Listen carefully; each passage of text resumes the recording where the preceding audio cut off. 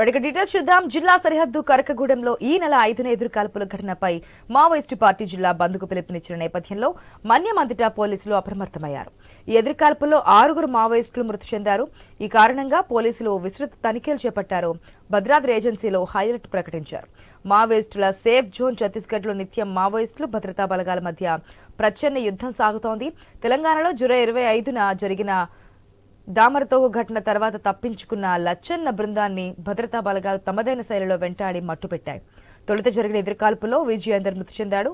ఈ నెల 5న ఎదురుకాల్పుల్లో లచ్చన్న బృందం సభ్యులు మృతి చెందారు.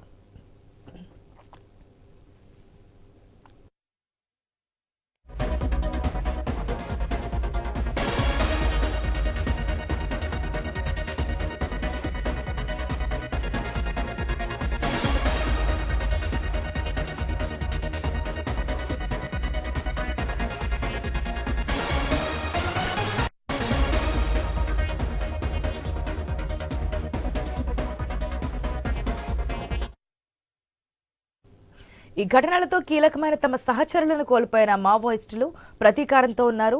విధ్వంసాలకు తెగబడే అవకాశాలు ఉన్నాయన్న సమాచారంతో జిల్లాలోని కీలక ప్రాంతాలకు పారామిలిటరీ అదనంగా ప్రత్యేక బలగాలను పంపించారు. మరోవైపు మావోయిస్టుల టార్గెట్లో ఉన్న వారితో పాటు అధికార పార్టీ నాయకులను సురక్షిత ప్రాంతాలకు వెళ్లాల్సిందిగా పోలీసులు ఆదేశాలు జారీ చేశారు. భారీగా గ్రేహౌండ్స్ బలగాలను రంగంలోకి దించారు. జిల్లా ఎస్పీ రోహిత్ రాజు ఎప్పటికప్పుడు ఏజెన్సీ పోలీస్ అధికారులకు దిశానిర్దేశం చేస్తున్నారు. భద్రాచలం ఏఎస్పీ అంకిత్ కుమార్ సంక్వర్ చెర్ల దుమ్మగూడెం మండలాల్లో భద్రతపై స్వీయ పర్యవేక్షణ చేస్తున్నారు. బంద్వేల మారుమూల గ్రామాలకు ఆర్టీసీ రాత్రి సర్వీసులను రద్దు చేసింది. సో దీనికి సంబంధించి పూర్తి అప్డేట్స్ మా ప్రతినిధి నవీన్ ద్వారా తెలుసుకుందాం. Good morning Naveen. మొన్న కూడా మనం చూసాం లచ్చన్న బృందం మొత్తాన్ని మట్టుపెట్టారు గ్రేహౌండ్స్ పోలీసులు అంటూ కూడా మనం చెప్పుకోవడం జరిగింది, కానీ అధికారికంగా చెప్పలేదని. ఇప్పుడు వారి నుంచి అధికారులకు అదేవిధంగా పోలీసులకి నాయకులకి ముప్పు పొంచి ఉందనే ఊహాగానాలు కూడా వినిపిస్తున్నాయి. వారిని సేఫ్ జోన్ లో పెడుతున్నట్టు తెలుస్తోంది. డీటెయిల్స్ ఏ విధంగా ఉన్నాయి? గుడ్ మార్నింగ్ ఆశ. మనం చూడొచ్చు తెలంగాణలో అదేవిధంగా ఛత్తీస్గఢ్ లో జరిగిన 2 ఎన్కౌంటర్లకి నిరసనగా అయితే రాష్ట్ర బంద్కు పిలుపునిచ్చారు మావోయిస్టులు. అయితే ఛత్తీస్గఢ్ ప్రాంతంలో దాదాపుగా 4 రోజుల కింద జరిగిన ఎన్కౌంటర్ లో 9 మంది దళ సభ్యులతో పాటు కీలక వ్యక్తి కేంద్ర కమిటీ సభ్యులు చనిపోయినట్టు పరిస్థితి కాబట్టి, అంతేకాకుండా 3 రోజుల కిందట భద్రాద్రి కొత్తగూడెం జిల్లా కరకగూడ అడవి ప్రాంతంలో జరిగిన ఎన్కౌంటర్ లో దాదాపుగా మనుగురు ఏరియాకు సంబంధించిన లచ్చన్న దళం మొత్తం కూడా పూడ్చుకుపోయింది. దాంట్లో 6 కూడా చనిపోయారు. అయితే ఈ నేపథ్యంలోనే ఈ 2 ఎన్కౌంటర్లకి నిరసనగా మావోయిస్టు తెలంగాణ అధికార ప్రతినిధి జగన్ పేరిట ఒక లేఖ విడుదలైంది. పూర్తిగా కూడా ఈ రోజు ఆ బంద్కు పిలుపునిస్తున్నట్టయితే వాళ్ళు ప్రకటించిన పరిస్థితి ఇక్కడ చూడొచ్చు. ఈ నేపథ్యంలోనే పూర్తిగా కూడా 2 రాష్ట్రాల వ్యాప్తంగా కూడా పూర్తిగా ఎన్కౌంటర్లకు నిరసనగా బంద్, తెలంగాణ రాష్ట్ర బంద్, అదేవిధంగా ఛత్తీస్గఢ్ రాష్ట్ర బంద్కు పిలుపునిచ్చారు మావోయిస్టులు. అయితే ఈ నేపథ్యంలోనే పూర్తి మావోయిస్టులకు సంబంధించినటువంటి ఆచూకీ కోసం అడవులు మొత్తం కూడా జల్లెడ పడుతున్నారు. ఎందుకంటే కొంతమంది మావోయిస్టులు తెలంగాణ వైపు చొచ్చుకొచ్చారని చెప్పేసి కూడా ముమ్మర తనిఖీలు చేస్తున్నట్టు నేపథ్యంలోనే కరకగూడెం ఎన్కౌంటర్ జరిగింది. ఆ ఎన్కౌంటర్ లో 6 మావోయిస్టు సంబంధించిన కమాండర్ తో సహా సభ్యులు కూడా చనిపోయినట్టు విషయం తెలిసింది. ఈ నేపథ్యంలోనే పూర్తిగా కూడా ఇలా భద్రాద్రి జిల్లాకు కూడా బంద్కు సపరేట్ గా పిలుపునిచ్చారు మావోయిస్టులు. అయితే అల్లూరు అదేవిధంగా భద్రాద్రి కొత్తగూడెం జిల్లా కమిటీ కార్యదర్శి ఆజాద్ పేరుతో కూడా ఒక లేఖ విడుదలైంది. రాష్ట్ర బంద్తో పాటు ప్రత్యేకంగా ఈ రోజు భద్రాద్రి జిల్లా కూడా ఖచ్చితంగా బంద్ చేయాలి, సంపూర్ణ బంద్ ఉండాలని చెప్పేసి కూడా ఆజాద్ కూడా ఒక లేఖ విడుదల చేశాడు. ఎందుకంటే కరకగూడెంలో భద్రాద్రి జిల్లా కరకగూడెంలో జరిగినట్టు ఎన్కౌంటర్ నిరసనగా ఈ జిల్లా పూర్తి స్థాయిలో కూడా బంద్ ఉండాలని చెప్పేసి కూడా వాళ్ళు ఒక లేఖ విడుదల చేశారు. ఈ నేపథ్యంలోనే పూర్తిగా కూడా కేంద్ర బలగాలతో పాటు రాష్ట్ర బలగాలు గ్రేహౌండ్స్ పార్టీ ఇవన్నీ కూడా ముమ్మర తనిఖీలు నిర్వహిస్తున్నారు. పూర్తిగా కూడా అడవులు మొత్తం కూడా కూమింగ్ నిత్యం చేస్తున్నట్టు పరిస్థితి కనపడుతుంది. ఇప్పటికే మనం చూస్తున్నట్టు ప్రధాన రహదారులు మొత్తం కూడా పూర్తిగా కూడా చెక్ పోస్టులు ఏర్పాటు చేశారు. మావోయిస్టు ప్రభావిత ప్రాంతాల్లో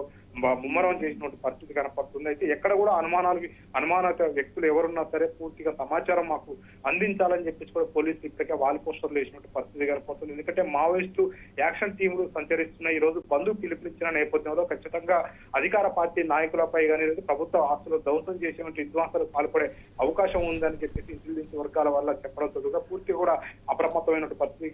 అయితే నవీన్, ఏదైతే జిల్లాలో ఉన్నటువంటి మావోయిస్టులకి టార్గెట్ ఉన్నటువంటి పర్సన్స్ కూడా సేఫ్ జోన్ లో పెడుతున్నట్టుగా తెలుస్తోంది. అలా ఎంతమందిని తరలించారు, ఎటువంటి ప్రొటెక్షన్ ఇచ్చారు వాళ్ళకి?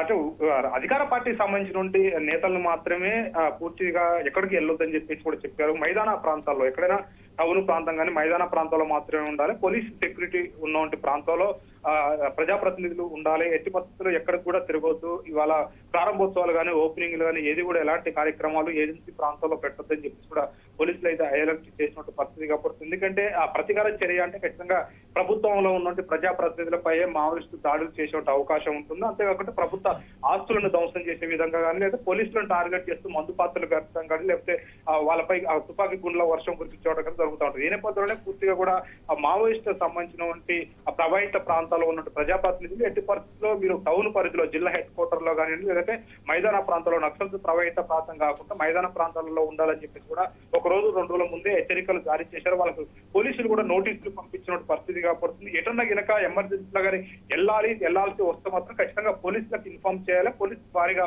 సెక్యూరిటీ కూడా ఇస్తుంది. అంటే వెళ్లాల్సిన పని ఉంటే మాత్రమే సెక్యూరిటీ ఇస్తుందని కూడా చెప్పారు. ఎట్టి పరిస్థితుల్లో కూడా బయట తిరగకూడదు 2-3 రోజులు అని చెప్పేసి కూడా చెప్పిన పరిస్థితి కాబట్టి ఇప్పటికీ మనం చూసుకున్నట్టయితే జిల్లా బంధు అంటే రాష్ట్ర బంధు జిల్లా బంధుకి ఇచ్చిన నేపథ్యంలో పూర్తిగా కూడా ఏజెన్సీ ప్రాంతాలకు అర్ధరాత్రి నుంచి కూడా ఆర్టీసీ బస్సులు కూడా నిలిపేశారు. ఆర్టీసీ సంబంధించినటువంటి అధికారులు ఎందుకంటే పూర్తిగా బస్సులు కూడా ధ్వంసం చేశారు. ప్రభుత్వ ఆస్తులు కాబట్టి వాటిని కూడా ధ్వంసం చేస్తారు. గతంలో కూడా జరిగింది కాబట్టి పూర్తి స్థాయిలో కూడా ఏజెన్సీ ప్రాంతాలకైతే రాకపోకలు మొత్తం కూడా నిలిపేసినట్టు పరిస్థితి కాబట్టి అంతేకాకుండా గోదావరి పరివాహక ప్రాంతంలో ఉన్నటువంటి ఇసుక ర్యాంపులు కూడా పూర్తి స్థాయిలో కూడా అక్కడ ఇసుక సంబంధించినటువంటి ర్యాంపులు కూడా నిలిపేశారు. ఎందుకంటే అక్కడ వాహనాలు ఉంటాయి వాటిని కూడా దగ్ధం చేసేటువంటి పరిస్థితి ఉన్న నేపథ్యంలో పూర్తి స్థాయిలో కూడా అవి కూడా నిలిపేసినట్టు పరిస్థితి కాబట్టి ఏదైనా కానీ పూర్తిగా మావోయిస్టు సంబంధించిన బంద్ నేపథ్యంలో విధ్వంసాలకు పాల్పడే అవకాశం ఉంటుంది. ఎందుకంటే మావోయిస్టు భారీ సంఖ్యలో 2 రోజులు అంటే వరుసగా 2 ఎన్కౌంటర్లలో ఒక రోజు ఎన్కౌంటర్లు దాదాపు ఒక ఎన్కౌంటర్ 9 మంది మరో ఎన్కౌంటర్ లో 6 ఒకేసారి చనిపోవడంతో కూడా భారీ ఎత్తున మావోయిస్టులకైతే భారీ దెబ్బని చెప్పుకోవచ్చు. దాంట్లో కీలక నేతలు కూడా చనిపోయారు. దళకమాండర్తో పాటు కేంద్ర కమిటీ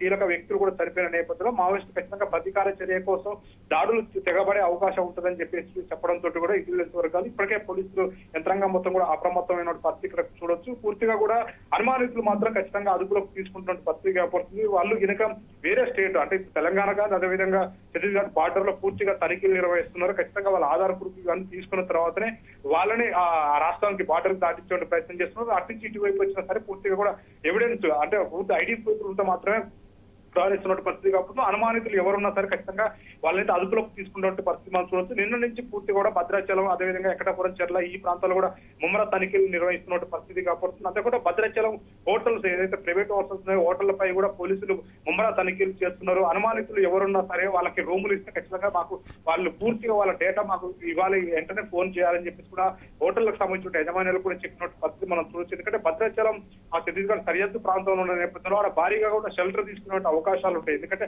అది పెద్ద టౌన్ టెంపుల్ సిటీ ఉన్న పరిస్థితిగా పడుతుంది. అక్కడ భారీగా హోటల్స్ ఉన్న నేపథ్యంలో అక్కడికి వచ్చి చేదీరే అవకాశం ఉంటుంది. దాడులకు ప్రణాళిక సిద్ధాలు చేసేటువంటి క్రమంలో అక్కడ ఉండే అవకాశం ఉన్న నేపథ్యంలో ప్రతి హోటల్ యజమానికి కూడా పూర్తిగా కూడా ఎవరు వచ్చి ఏదైనా కానీ పూర్తి డేటా మాకు డైలీ డేటా కూడా కావాలని చెప్పేసి చెప్పినట్టు పరిస్థితి కాబట్టి ఇప్పటికే హోటల్లో కూడా ముమ్మర తనిఖీలు నిర్వహిస్తున్నారు. బస్ స్టాండ్లతో పాటు అదేవిధంగా ప్రధాన రహదారుల కాడ కూడా భారీ చెక్ పోస్ట్ పెట్టినట్టు పరిస్థితి కాబట్టి నిత్యం కూడా పూర్తిగా కూడా కూంబింగ్ కూడా నిర్వహిస్తున్న పరిస్థితి ఇక్కడ చూడొచ్చు. అయితే ఎన్కౌంటర్ కి నిరసనగా మావోయిస్టు ఎటైనా తెగబడే అవకాశం ఉంటుంది కాబట్టి ముమ్మర తనిఖీలు అయితే నిర్వహిస్తున్నారని చెప్పి ఇప్పటికే పోలీసు అధికారులు చెప్తున్నారు. అయితే ఇంకా అదనపు బలగాలను కూడా తెచ్చుకున్న పరిస్థితి కాబట్టి కేంద్రంలో ఉన్నటువంటి సిఆర్పిఎఫ్ తో పాటు అదేవిధంగా రాష్ట్ర సంబంధించినటువంటి పోలీసు బలగాలు కూడా అదనపు బలగాలు కూడా వచ్చి పూర్తి కూడా ముమ్మరంగా తనిఖీలు నిర్వహిస్తున్న పరిస్థితి ఇక్కడ కనపడతా ఉంది.